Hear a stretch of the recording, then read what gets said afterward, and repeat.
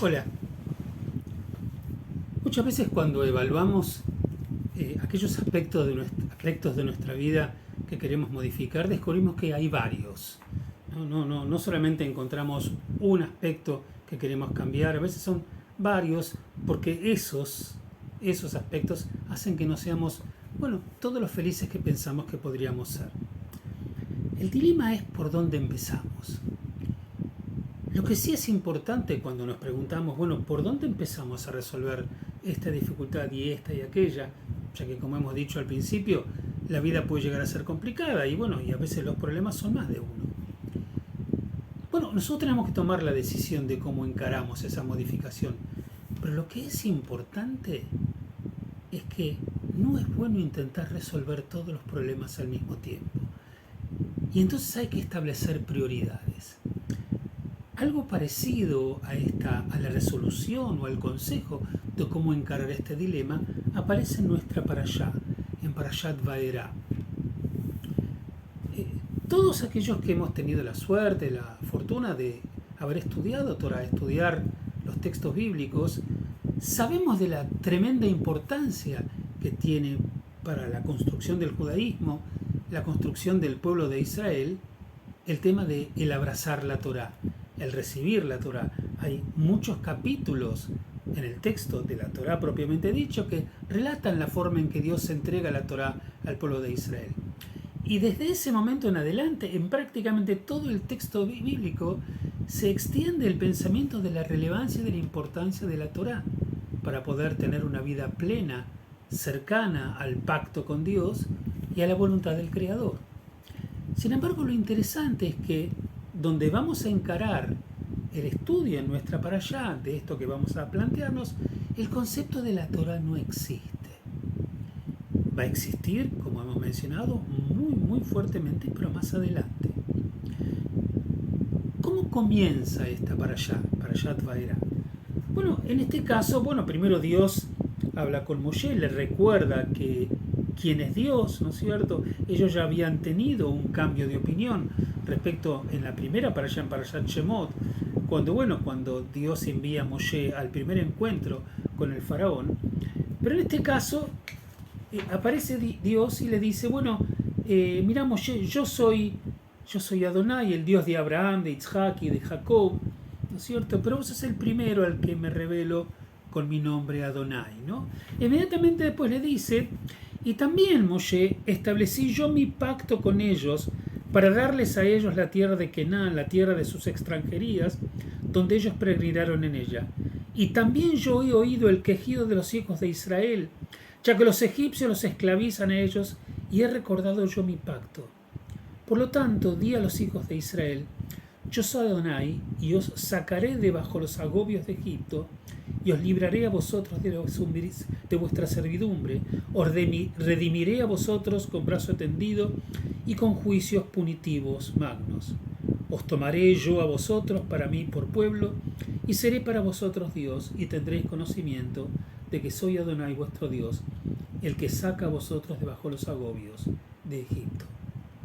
Es interesante porque lo que el texto está diciendo es que primero, para poder hablar de Torah, para hablar de la creencia, para hablar de la fe en un Dios, poder incorporar cuestiones sofisticadas de conceptos teológicos, ¿sí?, que tienen que ver con la exaltación, hablar de justicia, hablar de bondad, hablar de misericordia. Para hablarle de estas cosas a alguien, primero esa persona no tiene que tener hambre.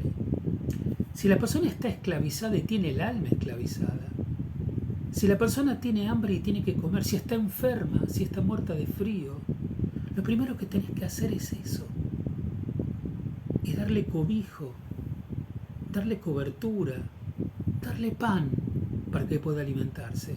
Y solamente en una situación de satisfacción física mínima, donde aquellos elementos centrales que tienen que ver con la tranquilidad de su cuerpo, cuando estos se dan, entonces podés pasar a una segunda etapa, aunque la segunda etapa sea fundamental y de gran importancia. El texto cuenta en determinado momento que cuando Dios le dijo a Moshe quién era y cuál era el rol que tenía que cumplir, dice el texto, habló Moshe a los hijos de Israel, pero ellos no escucharon a Moshe por causa del agotamiento de espíritu y por causa de la servidumbre dura. Claro, los hijos de Israel no solamente tienen esclavizado el cuerpo, tantos años de esclavización del trabajo duro, terminaron esclavizando también su alma.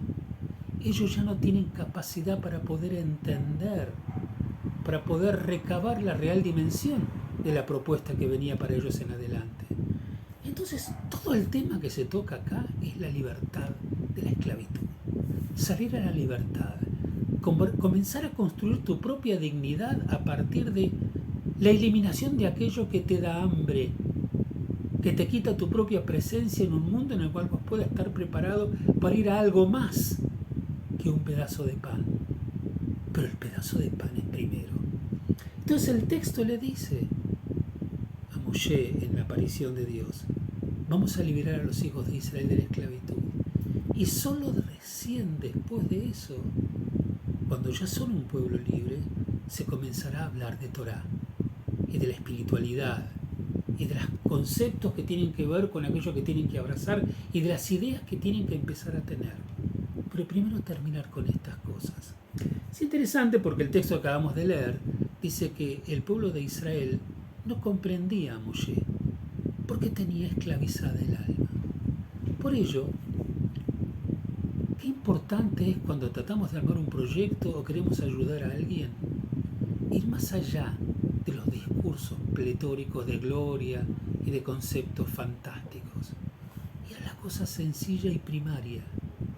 ¿Tenés frío? ¿Tenés hambre?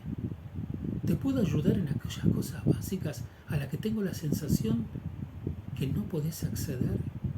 Y cuando esas cosas estén resueltas, podés pasar al segundo paso. Por eso, cuando hagamos o intentemos hacer algo bueno por nuestro mundo, por nuestra sociedad o por nuestra gente, vayamos primero a las cosas fundantes que tienen que ver con el buen existir, que tienen que ver con el equilibrio digno de una persona que va a estar parado sobre este mundo y tendrá la capacidad de escuchar otras cosas. Pensemos en ello. Shabbat Shalom para todos.